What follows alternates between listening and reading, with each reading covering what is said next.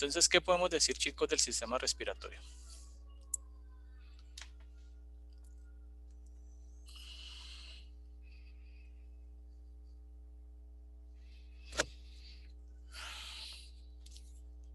Hola, chicos. Es donde se da el intercambio de dióxido de carbono. Es donde se da el intercambio de dióxido de carbono. ¿Qué más podemos decir? Está conformado por una vía aérea superior y una inferior. Una vía aérea superior o alta, inferior o baja. Muy bien. ¿Qué más podemos decir? Que para poder hacer ese intercambio que mencionaba Gustavo, de oxígeno por dióxido de carbono, la vía aérea alta se encarga de filtrar, humidificar, eh, también volver más tibio el oxígeno para que cuando llegue a los pulmones, que es la vía aérea baja, llegue en óptimas condiciones y se pueda dar ese intercambio gaseoso. Bueno, entonces básicamente cuando hablamos de sistema respiratorio, estamos hablando del sistema que nos permite realizar un intercambio respiratorio, como lo vimos, perdón, un intercambio de gases entre el medio externo y medio interno. ¿Listo? Bueno. Entonces, cuando hablamos de sistema respiratorio, debemos de hablar de una vía de entrada. Y esa vía de entrada corresponde a la nariz en su parte externa. ¿Qué estructuras conforman la nariz? Entonces tenemos en la parte superior, tenemos los huesos que se llaman nasales. En la parte inferior tenemos el hueso de la maxila o maxilar, que recuerde que son dos, que van a conformar la pared lateral, y medialmente vamos a tener una estructura, la parte superior, que corresponde a la lámina perpendicular del etmoides, y en la parte inferior vamos a tener el vómer. Homer. Estas dos estructuras me forman el septo o tabique nasal. Tiene que ver con la cavidad nasal, unas elevaciones que vamos a encontrar en la pared lateral de la misma. Entonces, aquí tenemos la concha nasal media, y acá tenemos la concha nasal superior, que hacen parte del etmoides.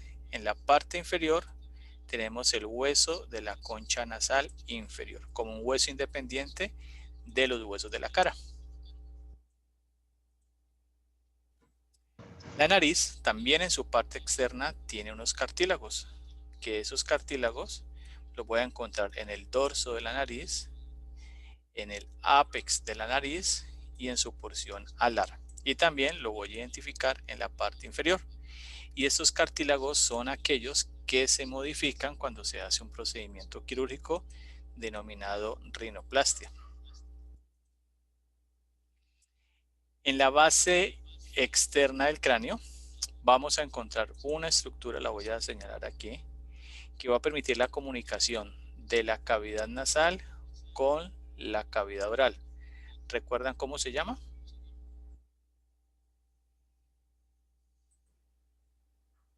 La silla no.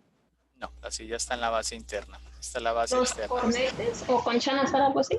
No, están dentro de la cavidad nasal. Las coanas. Muy bien. Entonces las coanas van a estar medialmente delimitadas por un hueso que se llama el vómer y lateralmente por las láminas mediales del proceso pterigoideo.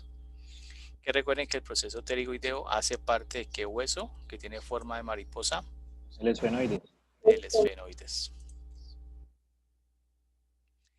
Aquí ya volvemos entonces a la cara en un corte sagital, en una vista medial, donde vamos a identificar las estructuras previamente descritas. Entonces, este hueso es Etmoides.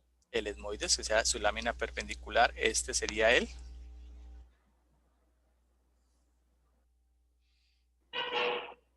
¿Ese es el palatino, no? No, no, no estoy ese seguro. es el vómer.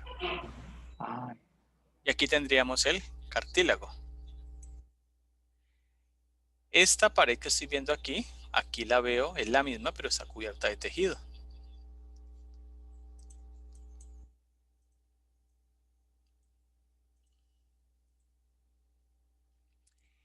En la pared lateral vamos a tener unas elevaciones que hacen parte de la cavidad nasal y las explicamos anteriormente. Entonces tengo concha nasal superior, concha nasal media que hacen parte del hueso,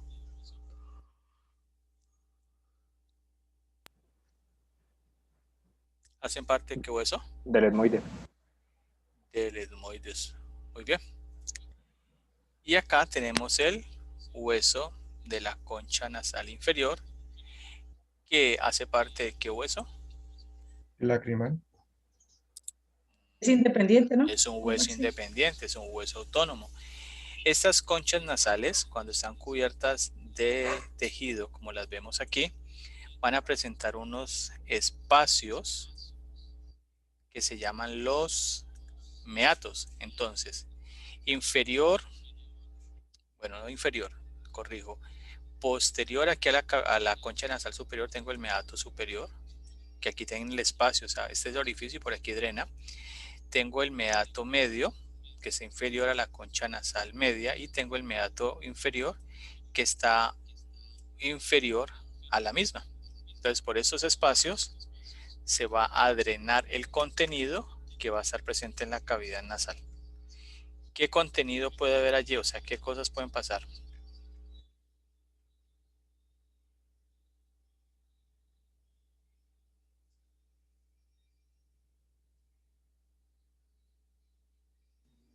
Puede ser moco o si hay alguna enfermedad o alguna cosa, pues lo que drene el pus o algo así, ¿no? Sí. O sea, el contenido del seno paranasal. Sí, los contenidos de los senos paranasales, es cierto, van a drenar allí. También, por ejemplo, las lágrimas que se secretan en el ojo van a ser drenadas por acá y luego van a pasar a la boca. Muy bien. Aquí tenemos entonces lo que les explicaba ahorita, los senos, los meatos, que son los espacios por los cuales el contenido de unos espacios que tenemos acá, que se llaman los senos paranasales, van a ser drenados a estos lugares que les indiqué previamente.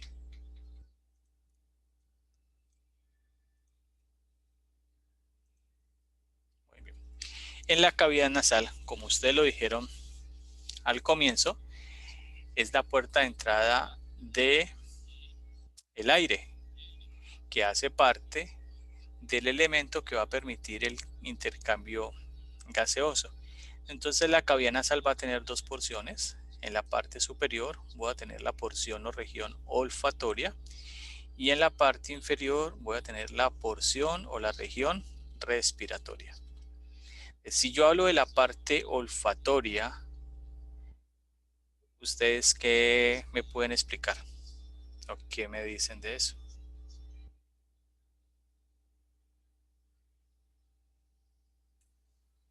Reconocer olores, no sé. Sí, entonces el aire entra por la cavidad nasal. ¿Puede entrar por otro lado? Por la boca también. Sí, por la boca puede entrar. Entonces el aire cuando entra por aquí, recuerden que el aire va a tener una concentración de oxígeno. ¿Recuerdan qué porcentaje es? Aquí al nivel en el que estamos con respecto al mar, 21%. 21%. ¿Y puede variar hasta cuánto?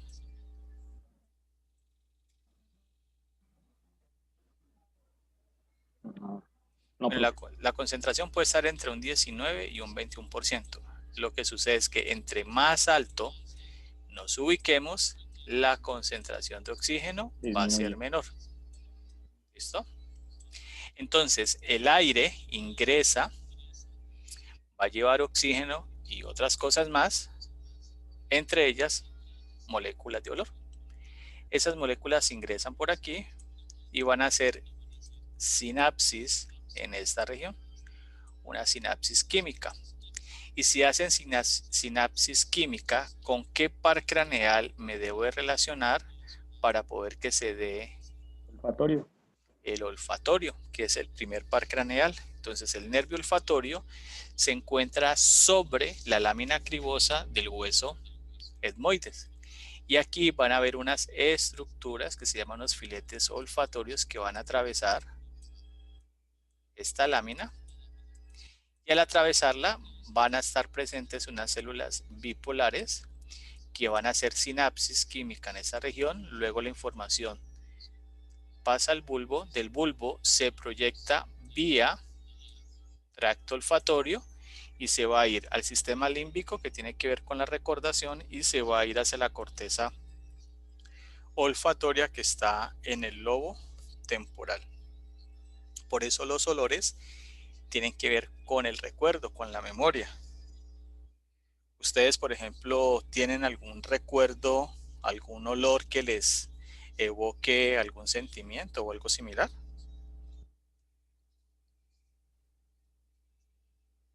Sí, profe, una loción. Sí, perfecto. Sí. Una loción me trae recuerdos cuando era joven y bella. Ah, pucha. El olor a hierba mojada te recuerda algo. Sí. No, pues la lluvia, pues esto están mal pensados y estos. Pensé que estaba buscando chapules. Tampoco.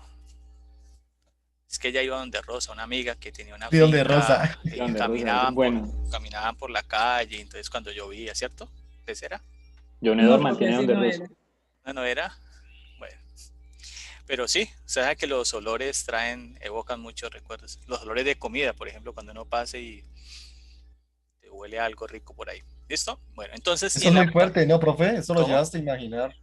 Claro. Tiempo. O sea, la mente es supremamente poderosa. Yo tengo una anécdota con los olores.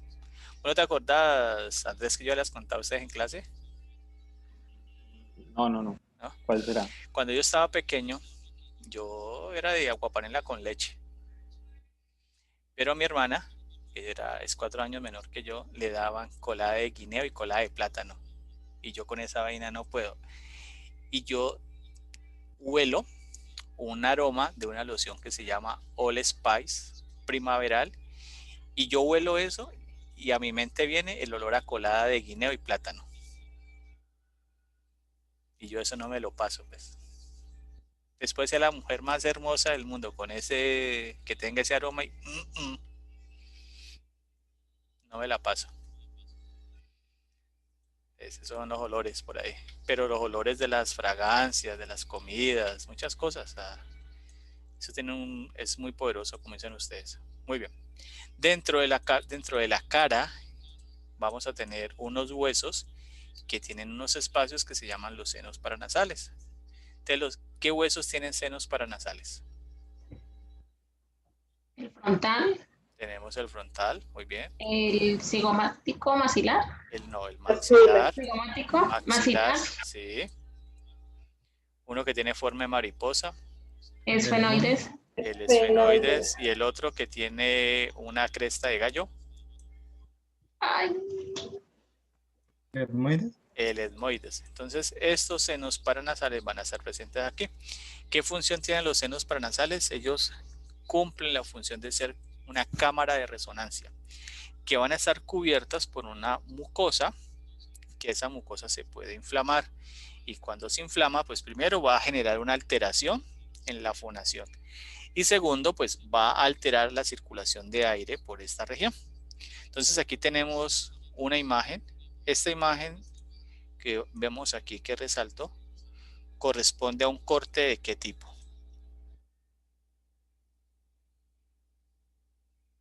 sagital, Coronal. ¿Qué otro creen que puede ser? A ver.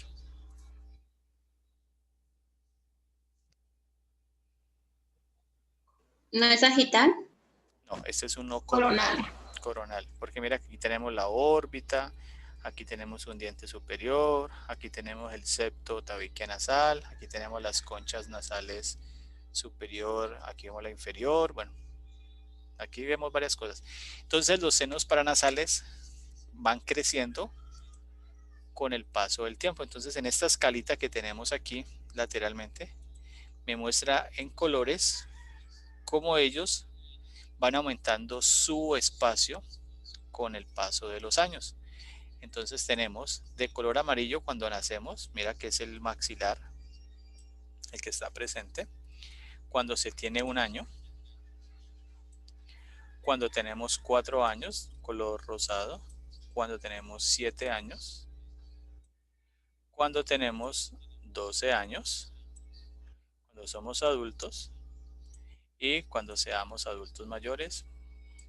Mira hasta donde puede crecer. Y ven la relación que hay entre los dientes superiores y el seno paranasal de la maxila. Entonces, por ejemplo, un trauma en dientes superiores puede generar que una pieza dental pueda llegar acá.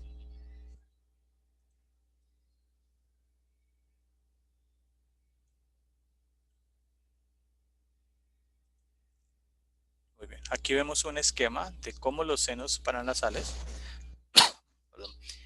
se relacionan entre sí. Mira, entonces su contenido pues ya sabemos a dónde va a drenar. Aquí lo vemos en un esquema de un corte sagital. Entonces tengo, este es el de qué hueso. Frontal. Frontal, este es el de Cigomático. no, esta es la maxila o maxilar. Aquí tendríamos el del etmoides y aquí tendríamos el de el esfenoides. ¿Listo? Entonces mira la relación que hay entre ellos.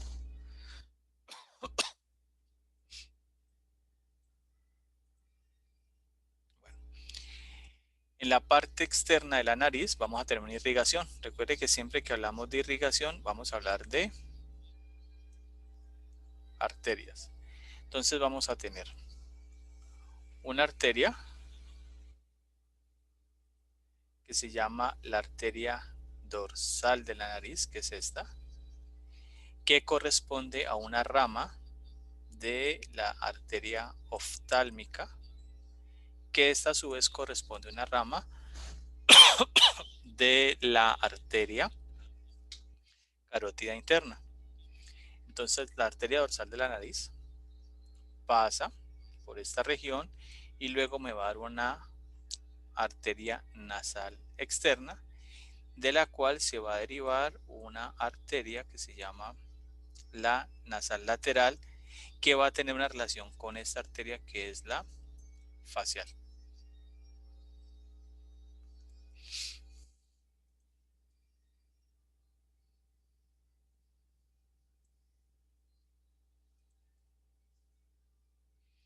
Aquí vemos en un corte superior, entonces la arteria oftálmica, entonces me da unas ramas que se llaman las etmoidales, posteriores y anteriores, y estas arterias van a pasar por la lámina cribosa del etmoides. El etmoides va a tener unas celdillas anteriores y posteriores y por allí van a pasar, van a transcurrir.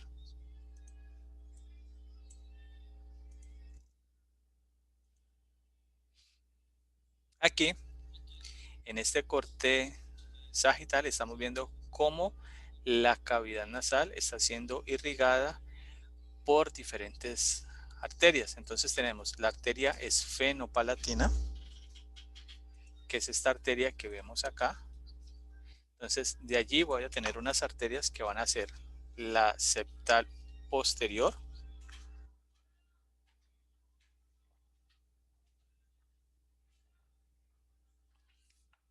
y unas que se llaman los ramos laterales posteriores, que son ramas de la esfenopalatina. Hacia la parte anterior vamos a tener la arteria etmoidal posterior con su ramo septal y lateral, y nos vamos hacia la parte anterior, ramas de la arteria etmoidal anterior, voy a tener la septal anterior y el ramo anterior.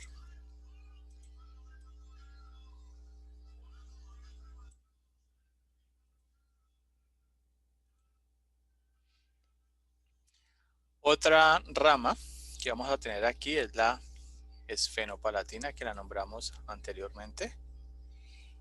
Esta rama va a dar dentro de la cavidad nasal los ramos septales posteriores, una rama que va a ir hacia el paladar, la arteria palatina mayor y una rama que va a descender que se llama la arteria palatina descendente.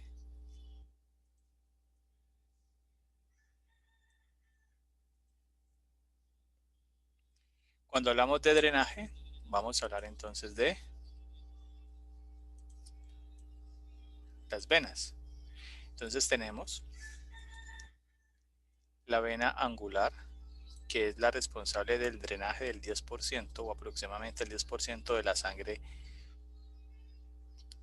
de la cabeza. Ella luego se va a continuar hacia la parte inferior, donde su contenido se une a la vena facial. Este plexo se llama el plexo pterigoideo, que su contenido va a drenar anteriormente hacia la facial y posteriormente hacia las venas maxilares, que luego me van a formar una vena que se llama la retromandibular.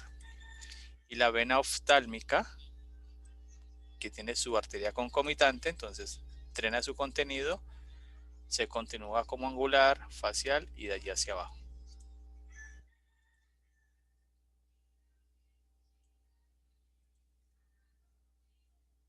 Desde el punto de vista de la inervación, entonces acá tenemos este nervio, ¿cómo se llama?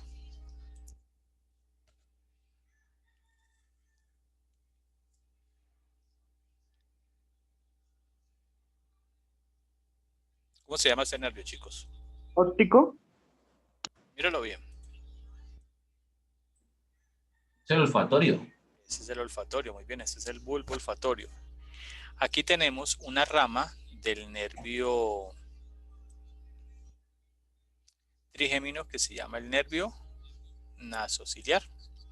Entonces de este nervio nasociliar, una rama se va medial anterior por la lámina cribosa y me forma el nervio nasal interno, que es una rama del nervio etmoidal anterior, que míralo acá. Y luego va a terminar en el ramo nasal externo del nervio etmoidal anterior. Si ustedes recuerdan, nosotros hablábamos cuando vimos pares craneales que el nervio trigémino daba una inervación sensitiva.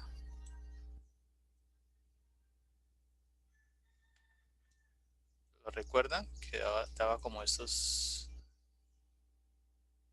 algo así. Entonces esto corresponde a B1, esto corresponde a B2 y esto corresponde a B3.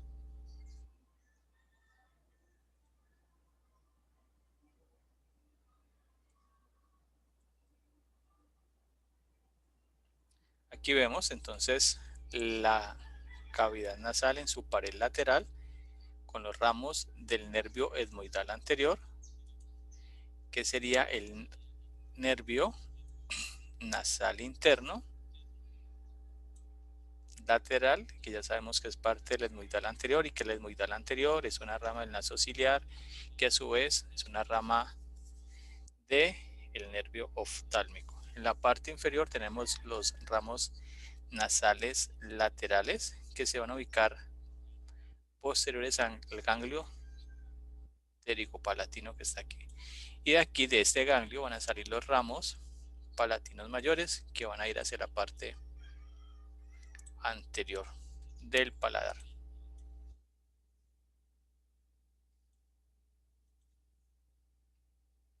Muy bien, entonces la cavidad nasal puede presentar una irritación a nivel de la mucosa y a eso le llamamos rinitis. Entonces hay una rinitis alérgica. Hay personas que son alérgicos a olores, por ejemplo, a la tierra húmeda, a fragancias, etc. Los senos paranasales, ellos se pueden inflamar. Aquí vemos un seno paranasal en una condición normal y un seno paranasal con su cavidad disminuida, y a esa inflamación se le llama sinusitis. Y la epistasis es un sangrado de la cavidad nasal. Recuerden que la cavidad nasal es una estructura altamente vascularizada. Entonces pregunta, la epistasis cuando se presenta desde el punto de vista del manejo inicial, ¿se debe llevar la cabeza hacia la parte anterior o se debe llevar hacia la parte posterior? Posterior. Perdón, anterior, hacia adelante. Anterior. Anterior.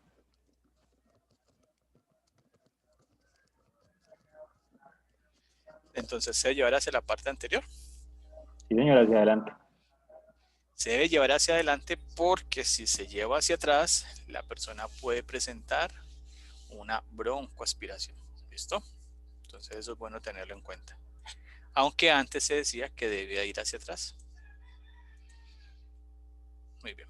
Aquí tenemos una rinoscopia, que es un examen que se hace. Esta imagen me está mostrando en la parte superior el paladar duro, que sería este. Esto sería la lengua. Y aquí tendríamos una tonsila que se llama la amígdala o la tonsila palatina. Y aquí tenemos una vista inferior de la cavidad nasal y vemos como las conchas nasales, que también los conocen con el nombre de cornetes, se pueden inflamar. Y al estar inflamados, pues van a limitar el paso de aire por la cavidad nasal y es muy probable que cuando suceda eso, las personas tengan que tener una respiración de tipo oral. Aquí otro examen que se llama la transiluminación. Entonces ingresan una camarita con luz para ver qué tanto la luz se dispersa a través de los senos paranasales. Muy bien, entonces ya pasamos de la cavidad nasal y vamos a ir a la faringe. Entonces la faringe en su parte anterior va a estar relacionada con esta estructura que se llama la cavidad oral y ella en su componente posterior va a presentar algo que se llama el istmo de las fauces. Y el istmo de las fauces es esta estructura que voy a ver aquí. Fauces se le llama a la amígdala ubicada dentro de un espacio conformado o delimitado por los arcos palatogloso y palatofaringeo. Y el istmo es esta estructura que está aquí, que va a unir las dos fauces. Y a esto se le conoce con el nombre de la úvula palatina o la campanita. ¿Listo? Bueno, entonces la faringe es una estructura longitudinal muscular que se ubica anterior a los cuerpos vertebrales de vértebras cervicales. La faringe se ve, dependiendo de la estructura con la que se relacione, así va a delimitar un espacio.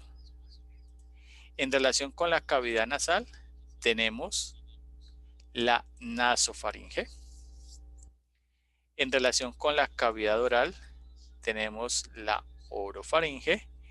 Y en relación con la laringe, tenemos la laringolaringe.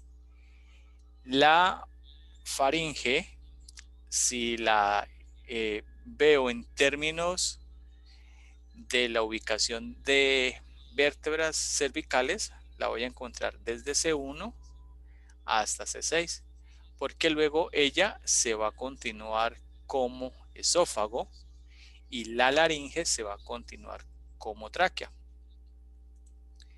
En cada una de estas porciones van a haber unas estructuras que debemos identificar. Entonces vamos a la nasofaringe. Entonces, en la nasofaringe hay un orificio que se denomina orificio faríngeo de la tuba auditiva o de la tuba faringotimpánica. Esa tuba antes se llamaba Trompa de Eustaquio. Trompa de Eustaquio. Muy bien. Eso es un epónimo. En algunos textos va a seguir apareciendo. Sin embargo, por efectos de nómina anatómica, pues se evitan poner epónimos y darle el nombre. Normalmente los epónimos es algo que utilizan los clínicos para nombrar las diferentes estructuras. Entonces, este orificio que comunica la cavidad nasal a través de la nasofaringe con el oído medio. Hacia la parte posterior vamos a tener un espacio que se llama el receso faríngeo, donde tenemos una tonsila que se llama la tonsila faríngea, que esa tonsila se conoce con el nombre de adenoides. Cuando ella se inflama, entonces en la parte posterior de la orofaringe tengo esta cavidad que se llaman las coanas. ¿Y las coanas qué comunican?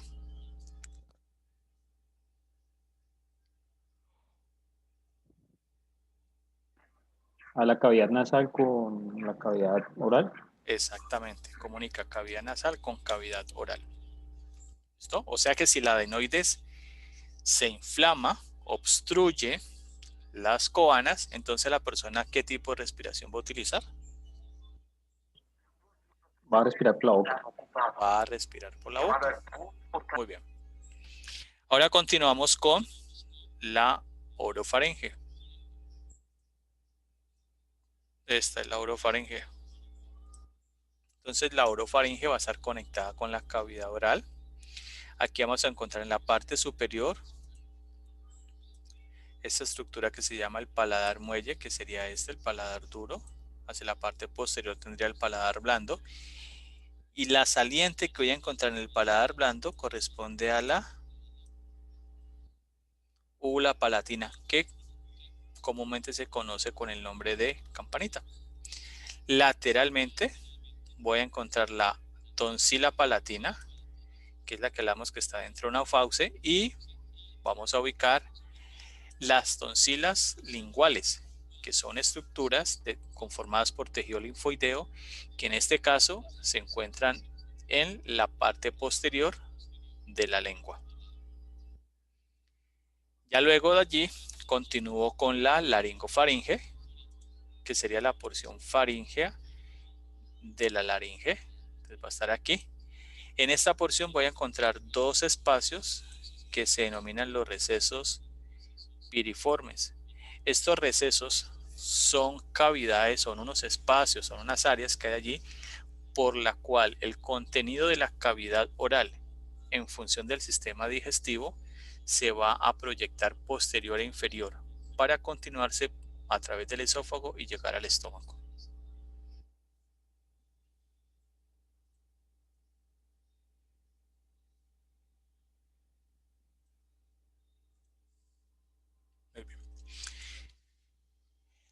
La faringe va a estar conformada por tres pares de músculos que se llaman músculos constrictores. Estos músculos van a ser constrictor superior, constrictor medio y constrictor inferior. ¿Recuerdan la saliente redondeada que está presente en el clivo?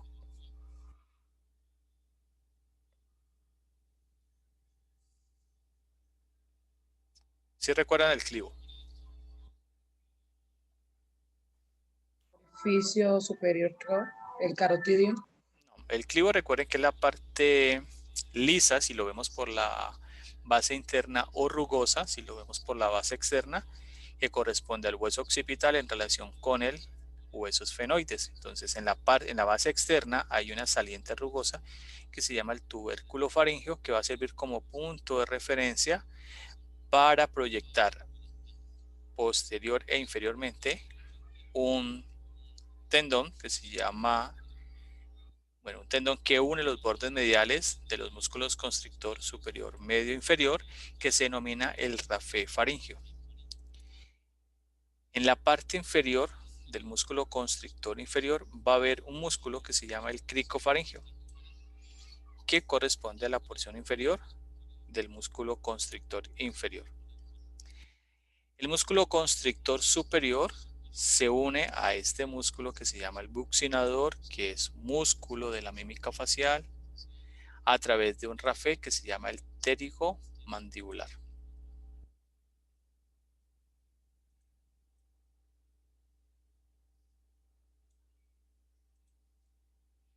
Muy bien, aquí vemos las coanas y las estructuras que tenemos en relación con el paladar.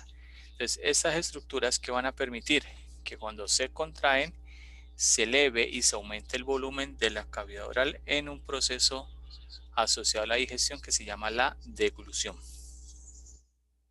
Entonces tenemos los músculos elevador del velo palatino. Aquí. Vamos a tener el músculo tensor del velo palatino, míralo acá. Y aquí tenemos el músculo de la úvula. O sea que si esto es la úvula, esta región, ¿cómo se llamaría?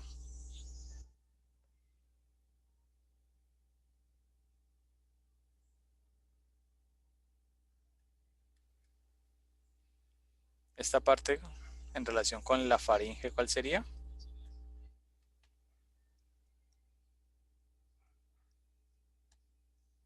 La orofaringe. La orofaringe, muy bien.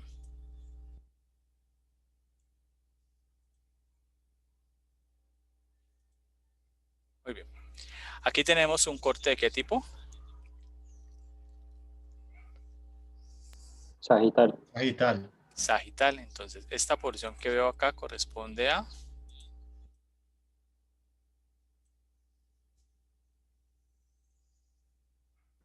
La cavidad nasal. sí, pero en relación con la faringe sería ¿qué?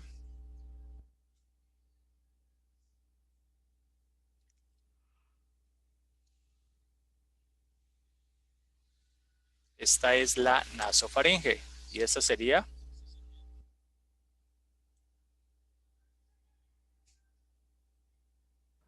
La orofaringe. la orofaringe y esta sería La laringofaringe. la laringofaringe. Entonces en la nasofaringe tenemos el orificio faríngeo de la tuba auditiva que va a estar delimitado anteriormente por un pliegue que se denomina salpingo palatino, superiormente por una elevación que se llama el toro tubarum y posteriormente por un pliegue que se llama el salpingo faríngeo. Aquí atrás, bueno, ya se lo nombré, tenemos la tonsila faríngea que se ubica en el receso faríngeo. Hacia la parte inferior, entonces ya paso de la nasofaringe a la orofaringe y aquí me voy a encontrar la tonsila palatina dentro de la fauce. Recuerde que la fauce es el espacio que va a estar delimitado por dos arcos.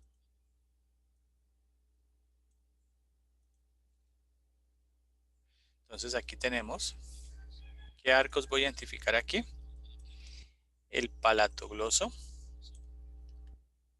y el arco palatofaringeo, que en medio tengo la tonsila palatina o la amígdala. La parte posterior de la lengua tengo la tonsila lingual, que son estructuras que poseen un tejido que se llama tejido linfoideo, en la cual se van a establecer una barrera de defensa del cuerpo cuando es atacado por algún cuerpo o agente patógeno. En la parte posterior de la lengua, en relación con este cartílago que hace parte de la laringe, que se llama el cartílago epiglótico, van a haber unos espacios delimitados por unos pliegues que vamos a ver más adelante, que se llaman las valléculas o valléculas epiglóticas, que es un sitio donde se pueden quedar las espinas de pescado cuando las personas las degluten. ¿Quién me irriga la faringe? Entonces vamos a tener una rama de una arteria que se llama la arteria carótida común, ella se divide en dos. Entonces vamos a tener la arteria carótida interna que ingresa al cráneo, no da ramas, y tenemos la arteria carótida externa. De ella tenemos una arteria que asciende, que se llama la faringea ascendente, que va a llegar hasta esta región. De la arteria faringea ascendente va a llegar a toda esta región que vemos acá de la fosa infratemporal. La facial es esta rama que yo veo aquí, me va a dar unas ramas que se llama el ramo tonsilar y la arteria palatina ascendente. Una rama en la parte superior de la carótida externa es la maxilar, para luego darme una ramita que se llama la palatina descendente.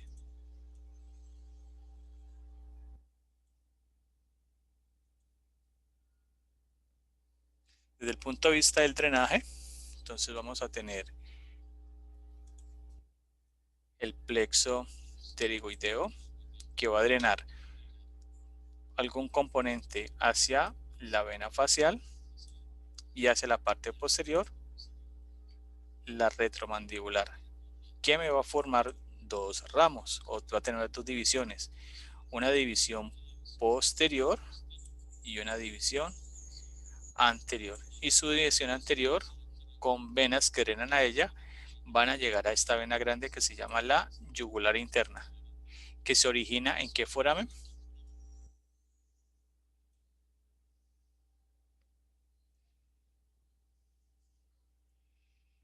¿Qué foramen se origina?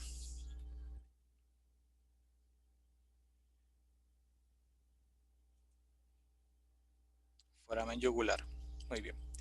¿Quién inerva la faringe? Entonces tenemos un nervio que se llama el laringeo superior, que es una rama del nervio vago, con dos ramos, un ramo interno y un ramo externo.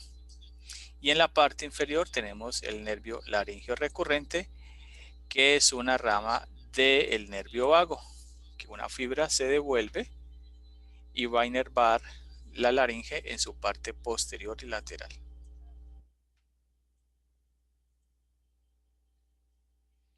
Aquí vemos otros nervios que inervan la faringe, pues el nervio glosofaringeo. Me va a inervar este músculo que se llama el estilofaringeo. Aquí tenemos el tronco simpático o la cadena simpática en su componente cervical, y en la parte inferior tenemos el nervio vago. Entonces, fibras del nervio vago y fibras del nervio glosofaringeo me van a formar el plexo faríngeo.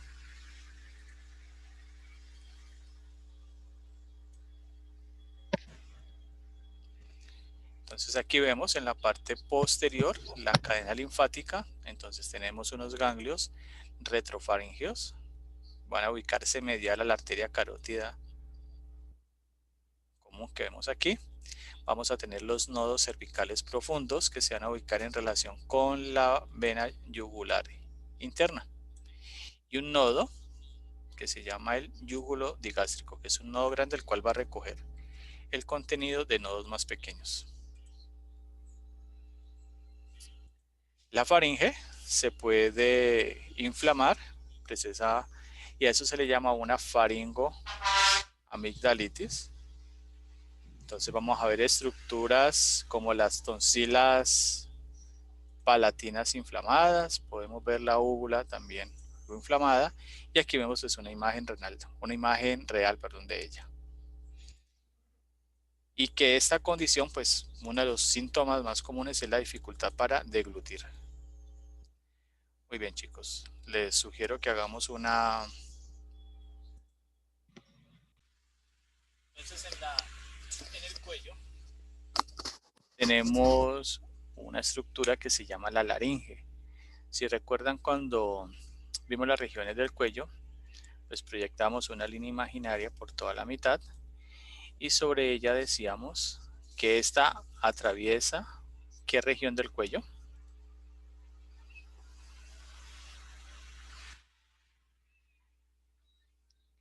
¿Qué región del cuello atraviesa?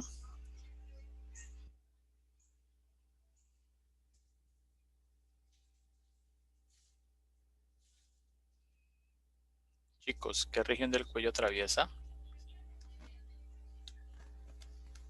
La laringe. No, una región del cuello. La laringe está sobre una región del cuello. Y no, región. Entonces al proyectar la línea, esa línea pasa por una región. La pregunta es, ¿cuál región es? No, región. No estoy preguntando por un órgano. Región del cuello.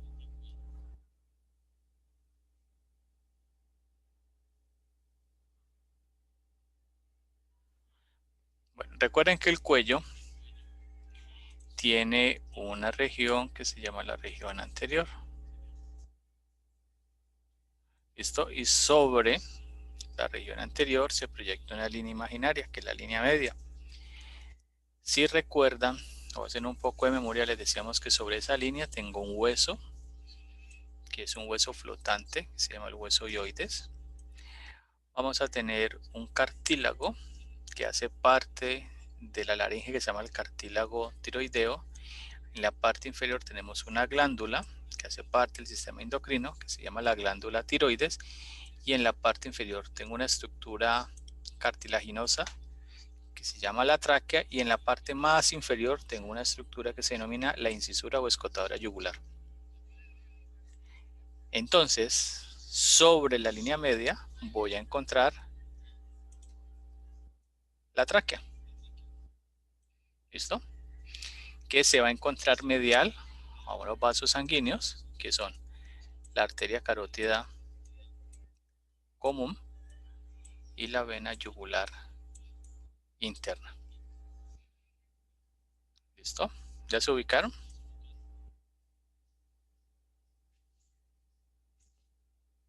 Sí, profe. Muy bien. Entonces, la ubicación espacial de la laringe va a comprender entre C3 y el borde inferior de C6. Aquí está.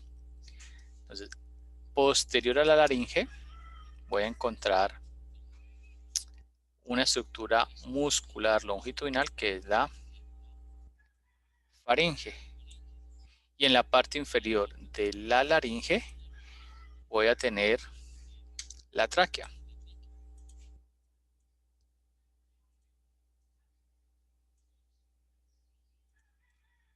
Muy bien, entonces la laringe es una estructura conformada por cartílagos, que en total van a ser 9. Estos 9 se van a dividir así en 3 cartílagos pares, o sea, que van a ser 6, perdón, y 3 cartílagos impares.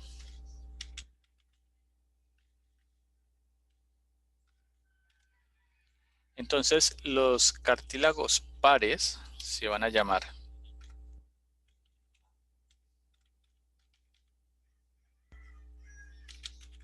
aritenoideo,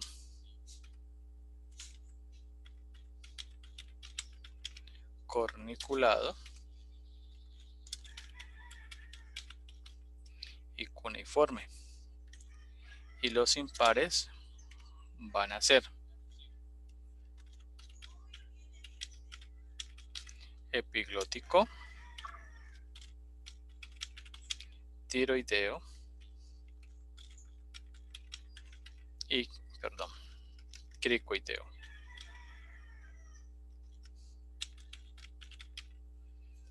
¿Listo? Estos son los 9 cartílagos que conforman la laringe. Entonces vamos a ver los cartílagos impares. Entonces tenemos el cartílago epiglótico, que es el más superior, el más ancho e intermedio es el cartílago tiroideo, y el inferior es el cartílago cricoideo. Estos 3 son los impares. Ahora, los cartílagos pares. Este que tiene forma de triángulo se denomina el cartílago aritenoideo. Este que está en el ápex se llama el corniculado, y uno puede encontrar lateral a él se llama el cuneiforme. Estos 3 cartílagos pares espacialmente están relacionados entre sí, a diferencia de los impares, que pues están distribuidos a lo largo de la laringe.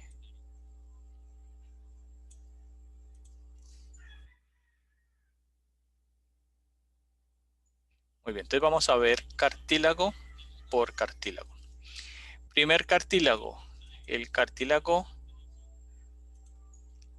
tiroideo. Este cartílago va a estar conformado por 2 láminas que se unen medialmente y van a formar una elevación que se denomina la prominencia laríngea o la manzana de Adán. Este cartílago en su parte superior e inferior presenta unos cuernos o astas. Las que están en la parte superior, cuerno superior, los que están en la parte inferior, cuernos o astas inferiores. En una vista posterior, estas dos láminas van a presentar un espacio, una cavidad que hay aquí.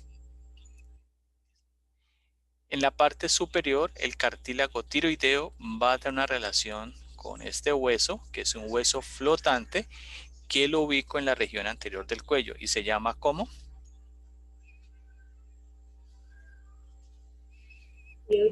¿Cómo? ¿Cómo se llama, chicos? ¿Cómo se llama ese hueso? Hioides. El hueso hioides, muy bien.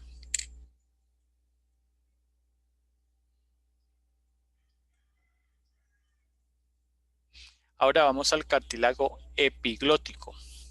Este cartílago es el más superior, tiene una forma de hoja y en su parte inferior se relaciona con el cartílago tiroideo a través de un ligamento que se llama el tiro epiglótico.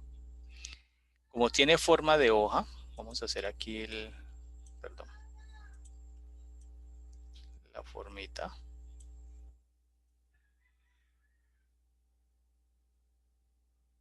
Esta parte inferior que veo aquí, que corresponde a esta, se llama el peciolo.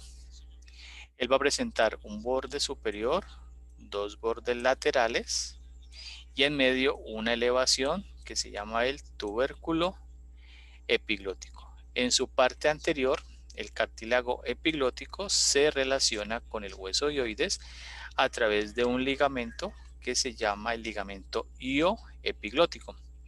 ¿Y qué función tiene el cartílago epiglótico? Cuando la lengua se retrae, o sea, se hace posterior, empuja al cartílago epiglótico y este desciende y va a cubrir un área que se llama la epiglotis. ¿Listo? Y la epiglotis es una estructura que va a permitir solamente el paso de aire, porque si no cumple esa función, muy probablemente el contenido que está en la cavidad oral se va a ir por la vía aérea. Por eso se llama cartílago epiglótico. Si hablamos de epiglotis, estoy hablando de un área o espacio.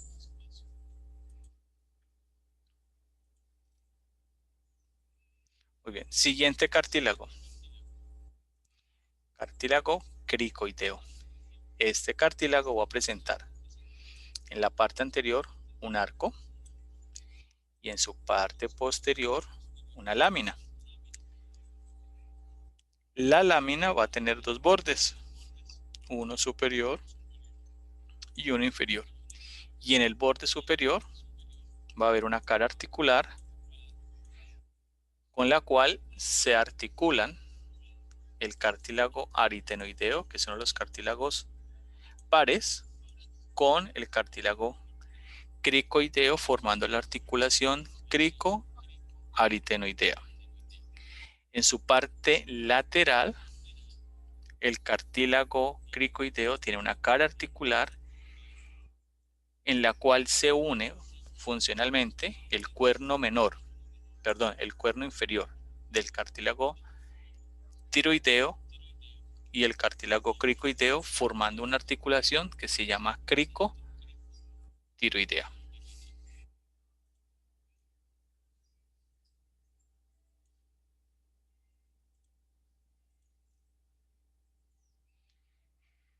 Ahora vamos a los cartílagos pares. Entonces, el primer cartílago que vemos aquí es el cartílago aritenoideo, que les dije, son dos. Este cartílago va a presentar en sus extremidades inferiores dos salientes redondeadas que se llaman los procesos. El que es medial se denomina el proceso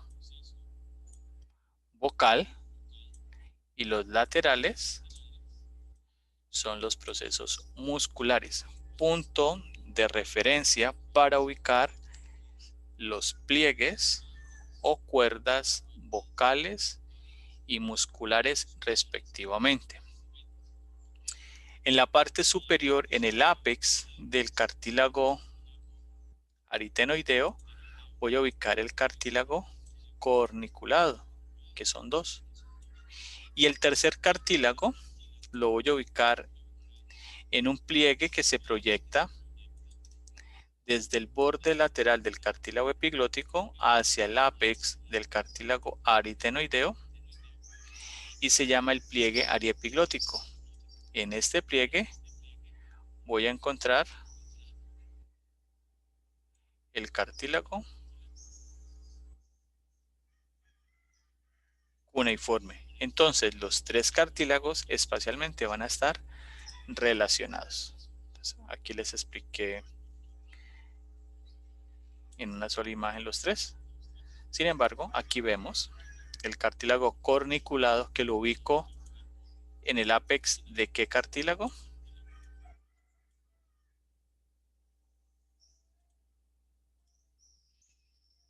¿Cómo se llama el cartílago sobre el cual está el corniculado?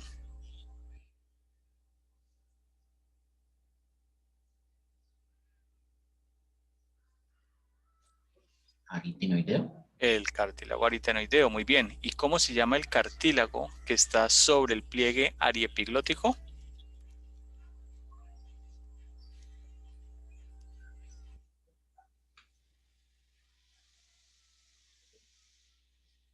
¿Cómo se llama, chicos?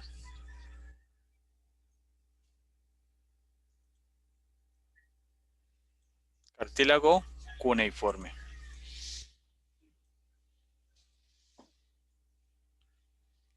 Muy bien.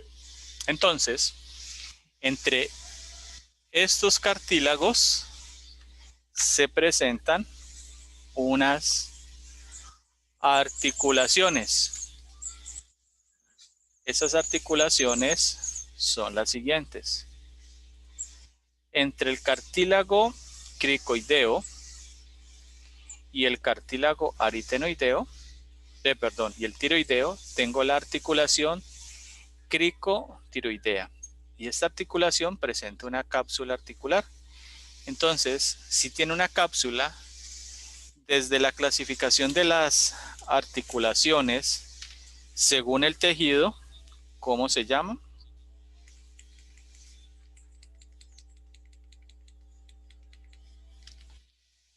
¿Cómo se llama, chicos?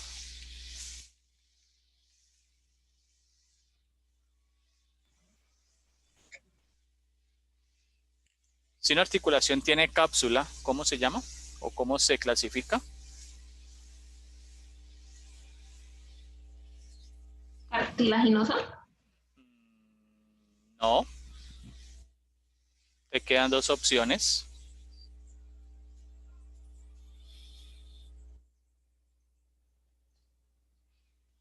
Si no es cartilaginosa, te quedan dos opciones. ¿Cuáles son?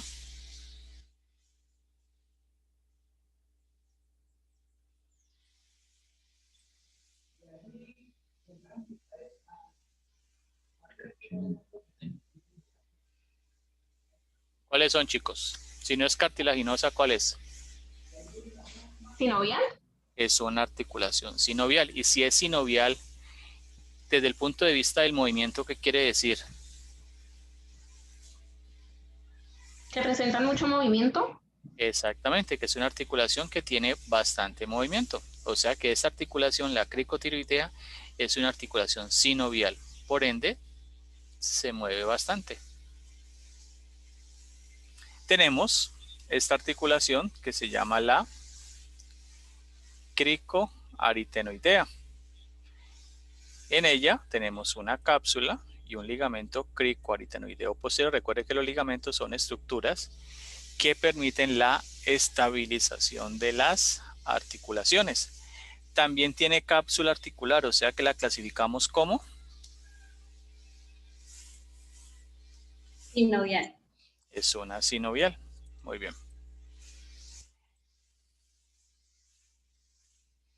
Desde el punto de vista de las membranas, la laringe presenta lo siguiente. Este cartílago, ¿cómo se llama?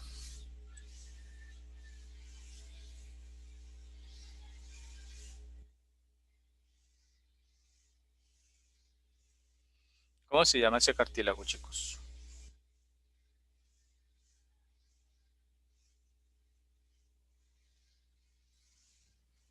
El tiroideo. Cartílago tiroideo. ¿Y cómo se llama este hueso?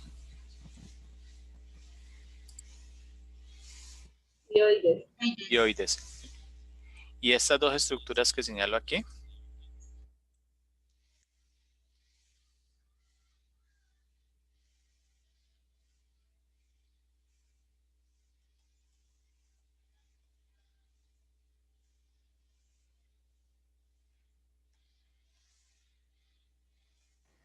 Ese es el asta superior del cartílago tiroideo. Eso es superior. Sí.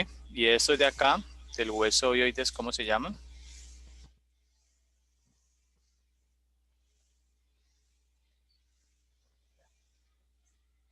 ¿Ese es el cuerno? Son los cuernos mayores del hueso hioides. Entonces, entre el cuerno mayor del hioides y el cuerno o asta superior del cartílago tiroideo voy a encontrar el ligamento tiroideo lateral, en el cual voy a encontrar unos cartílagos que se llaman los triticios. Entre el cuerpo del hueso hioides y la incisura tiroidea superior, que es esta, voy a encontrar un ligamento que se llama el tiroideo mediano. Entre estos tres ligamentos va a presentarse una membrana que se llama la tiroidea del lado derecho y el lado izquierdo, en la cual van a haber unos orificios por el cual va a pasar el ramo externo del nervio laringeo superior. ¿Listo? Pregunta de parcial.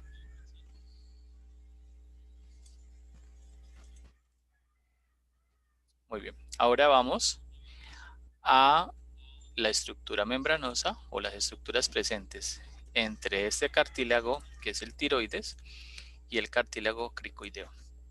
En la parte media tengo un ligamento que se llama el cricotiroideo, que este ligamento es aquel ligamento que yo puedo cortar en caso de que haya una obstrucción de la vía aérea alta. Entre el borde inferior del cartílago cricoideo y el borde superior del primer anillo traqueal tengo el ligamento cricotraqueal. De ahí hacia abajo, entre los anillos traqueales, vamos a tener unos ligamentos que se llaman anulares. Aquí tenemos el ligamento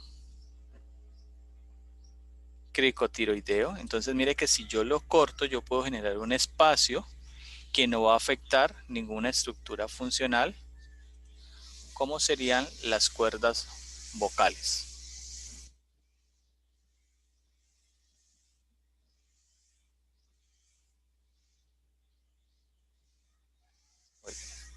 Entonces, la laringe, con sus cartílagos y sus estructuras membranosas, presenta algo que se llama una cavidad. Y esa cavidad la voy a tener referenciada a partir de dos pliegues. El pliegue muscular o vestibular, el pliegue vocal o cuerda vocal verdadera, y el anterior, cuerda vocal falsa, que son estos. Entre estos pliegues va a haber un espacio que se llama el ventrículo laríngeo, y este espacio que yo veo aquí se denomina la glotis. Todo aquello que esté por encima de la glotis se va a llamar epiglotis, y todo aquello que esté por abajo se llama subglotis. Por eso ese cartílago se llama Peligroso. no, cartílago epiglótico. Por eso no les podemos decir epiglotis, porque epiglotis es un área, es un espacio. Muy bien.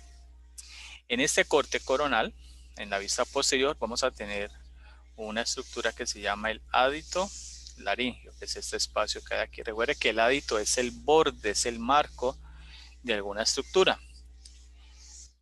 En esta otra imagen voy a tener la rima de la glotis. En ese acercamiento, las estructuras que identifico son cartílago epiglótico. Aquí tengo el ligamento o el pliegue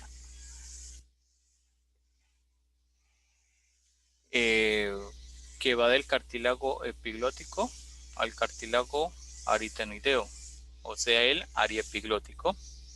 Voy a tener el cartílago cuneiforme, los cartílagos corniculados, y en la parte interna tengo los pliegues vocales o cuerda vocal verdadera y los pliegues musculares o vestibulares o cuerda vocal falsa.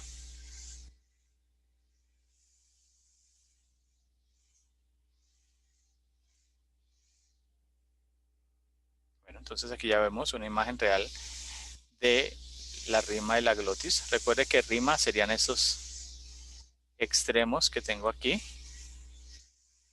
Entonces aquí veo cartílago epiglótico, cartílago cuneiforme, cuerda vocal verdadera, y lo que yo veo al fondo, ¿qué es?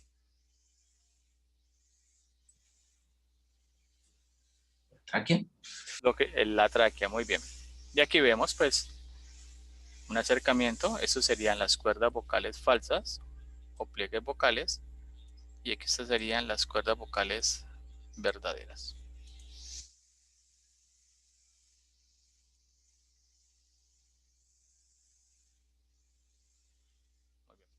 Esto es un edema laríngeo.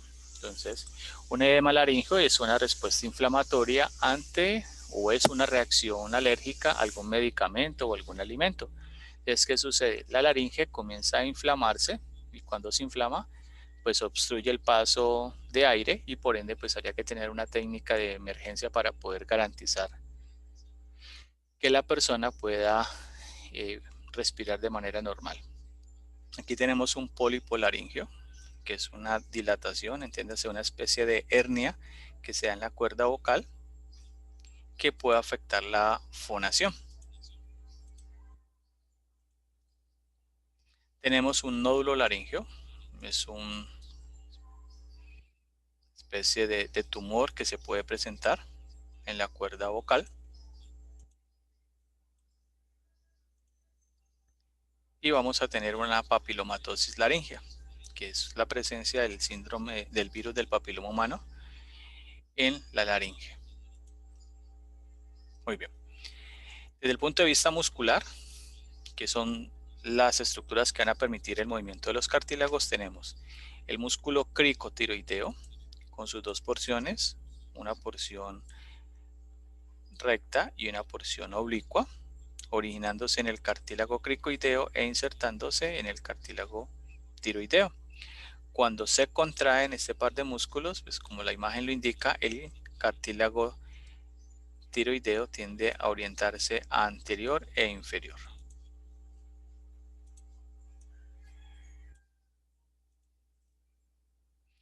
El músculo cricoaritenoideo posterior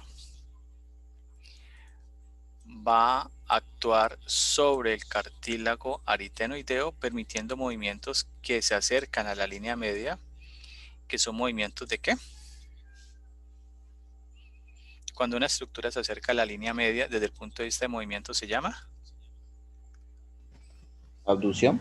aducción, y cuando se alejan, Abducción. se llama abducción. O sea que este músculo permite los movimientos de aducción y abducción. En su parte lateral vamos a tener el músculo cricoaritenoideo lateral, que es este, el músculo tiroaritenoideo y el músculo aritenoideo oblicuo. Mira que estos músculos van a tener una relación con el cartílago aritenoideo. ¿Y por qué es tan importante el cartílago aritenoideo? ¿Por qué lo creen ustedes, chicos?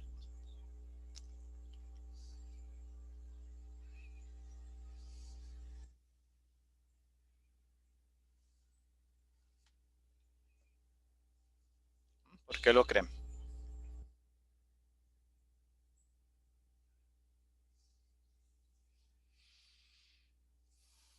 ¿Qué importancia mecánica tiene el cartílago aritenoideo para la fonación?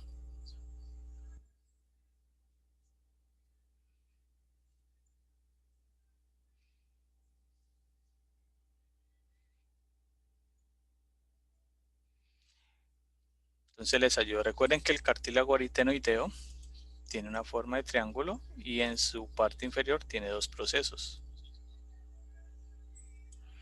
Entonces aquí tendríamos así. Entonces este proceso se llama el muscular y ese se llama el vocal. De aquí se origina un pliegue, que es el pliegue vocal o cuerda vocal verdadera, y un pliegue muscular o cuerda vocal falsa. Entonces cuando este cartílago se mueve lateral y medialmente, las cuerdas vocales van a hacer movimientos de aducción y abducción, y ese movimiento es importante para la fonación, porque si no lo hay, si no se mueven, no va a haber fonación, no va a haber voz. Entonces esa es la importancia que tiene, chicos. Aquí tenemos la lengua. En su parte posterior encontramos cosas que ya hemos nombrado: las tonsilas linguales, el cartílago epiglótico. Aquí hay un error, no es epiglotis sino epiglótico, y tenemos los pliegues glosoepiglótico medio, glosoepiglótico lateral, que me va a generar un espacio entre ambos que se llama el pliegue glosoepiglótico, perdón, las valléculas o valléculas epiglóticas, que es un espacio donde se pueden quedar las espinas cuando las personas las degluten o se las tragan.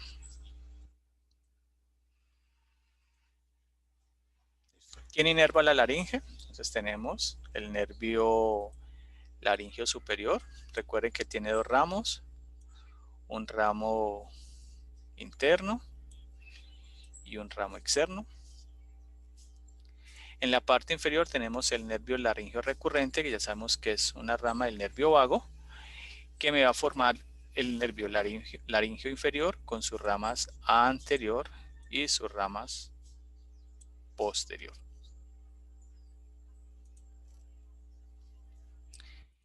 ¿Quién me irriga la laringe? Entonces tenemos la arteria carótida externa, que me va a dar las ramas laringea superior, tiroidea superior, y en la parte inferior tenemos el tronco tirocervical, que me va a dar la arteria tiroidea inferior.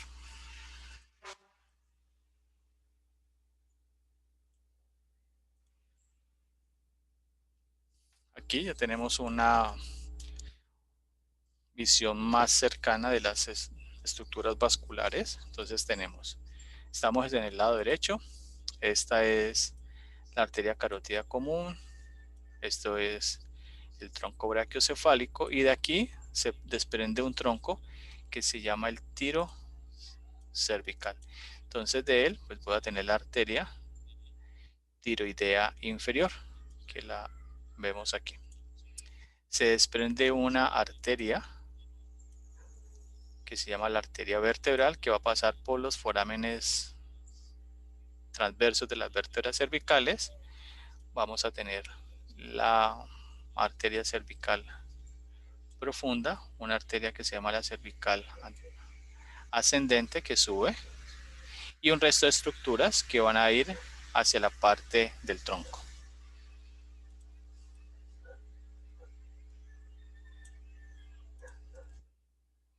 Muy bien, chicos.